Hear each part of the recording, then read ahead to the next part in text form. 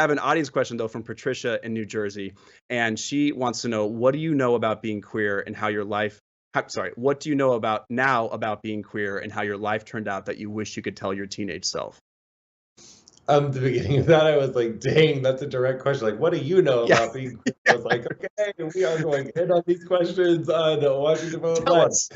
Um, I think what I know now that I wish I could tell my teenage self is that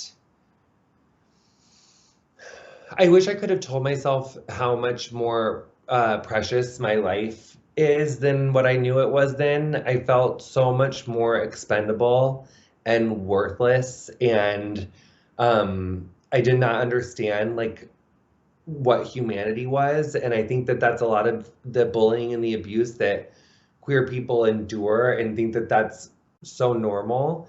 And what I've realized as an adult, that so much of what I went through is that the idea of normal is like as individual as there are people in the world. And so for me as a queer person in this world that is, very wired for cisgender heterosexual people, especially for me coming from a relatively very conservative town, that I had a lot of trauma from that, and so it made me not like myself.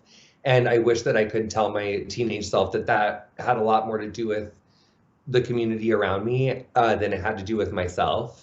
And I think that's really what my adult life has been about learning how to parent and nurture and take care of that kid that just did not get taken care of. And I think that's really what healing from trauma looks like. It's learning to be your own advocate and kind of the advocate for you that you didn't necessarily have, even though I had great advocates and coaches and parents and teachers. But I think still as a queer person, even if you do have amazing parents and, family and teachers, it still can be a really isolating experience.